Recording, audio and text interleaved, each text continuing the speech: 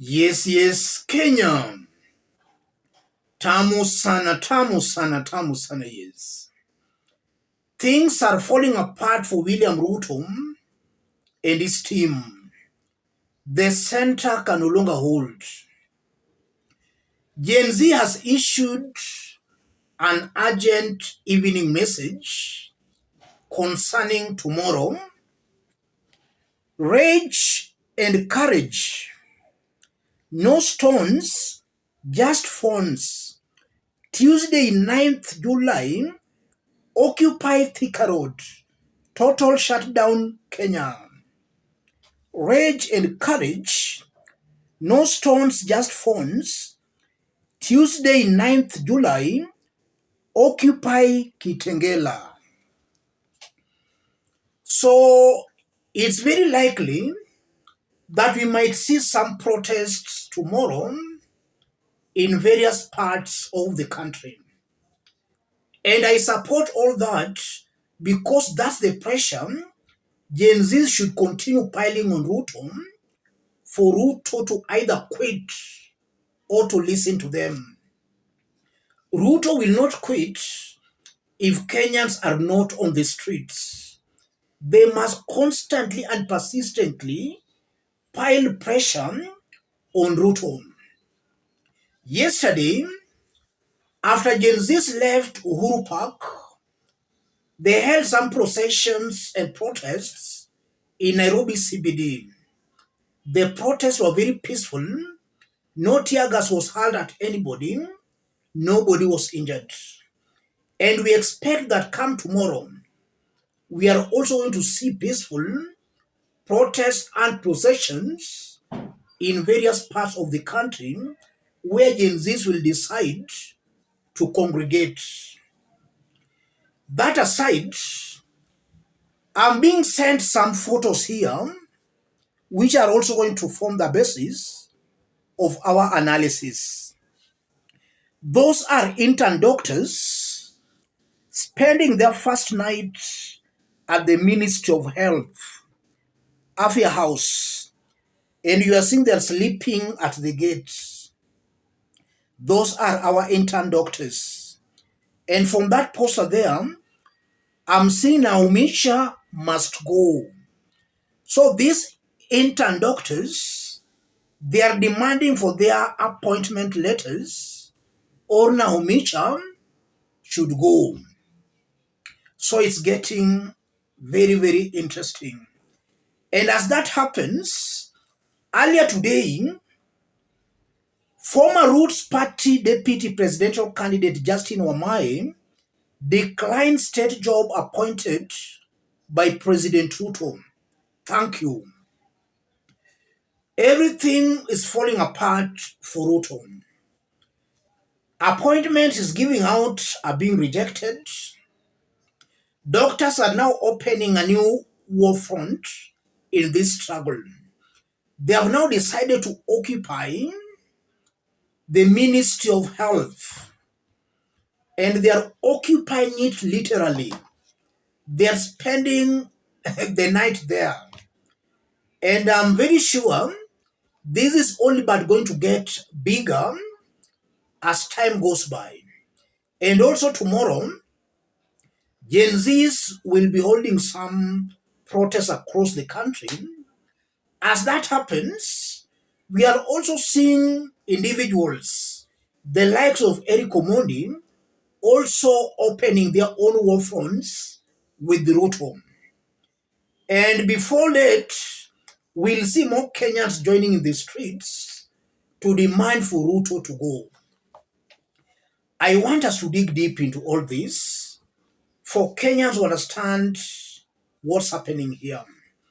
And we are also getting some information that the blogger, or rather the ex-influencer who hosted William Ruto, this one called Osama Otero, has also been greeted, though we are still trying to find more information on that. He has seriously been greeted thoroughly. I want us to dig deep into all this. If you are watching us but you are not yet subscribed, Subscribe, give the video a like. Let's proceed. Things are getting out of control for Ruto. If at all William Ruto is listening, or if he has got some good advices, they should tell William Ruto that things will never be the same again unless he dissolves his entire government. Let him dissolve his cabinet, because that cabinet is the one that has brought us where we are. We know that that is a cabinet that William Ruto himself appointed. In the first place, Ruto himself is not fit holding a public office. He's incompetent. So he needs a cabinet that can help him deliver. But to make matters even worse, he went for the most incompetent team to work with. He's incompetent. He's also appointing incompetent people.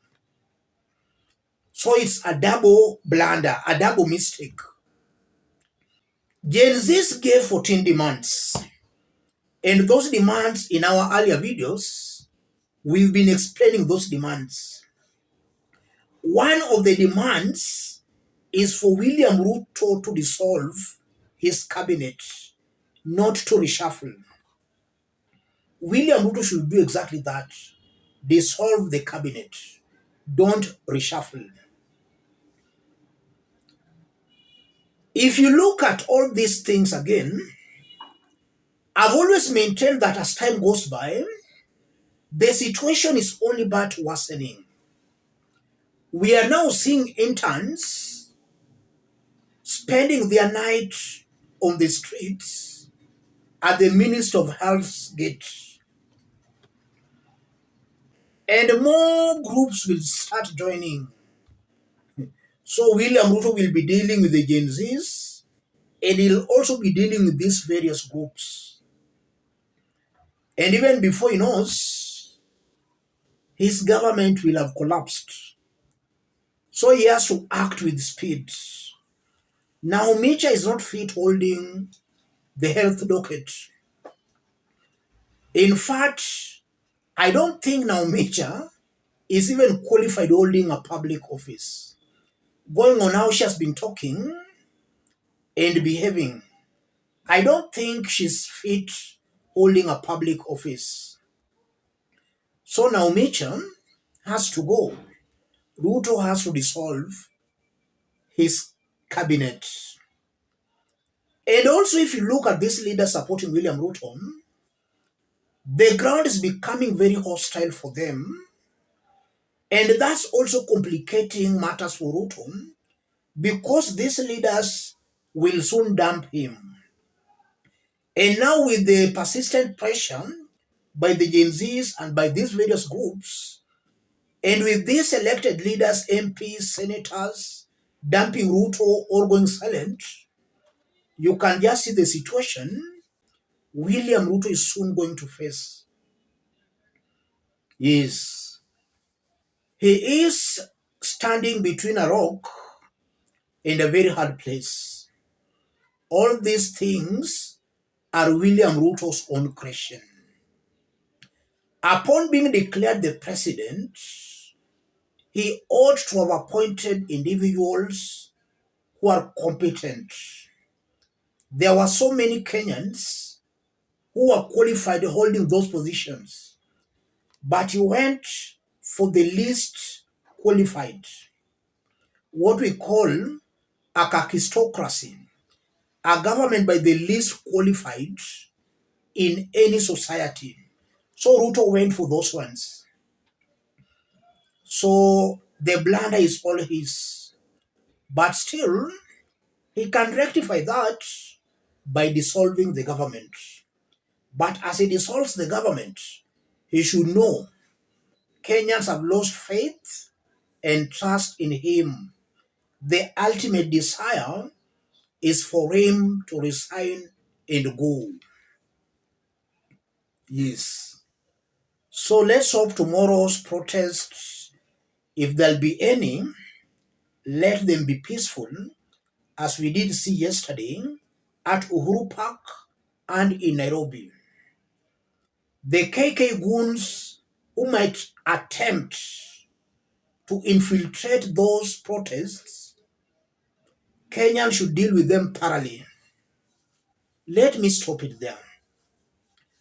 If you are watching us but you have not yet subscribed, subscribe, give the video a like.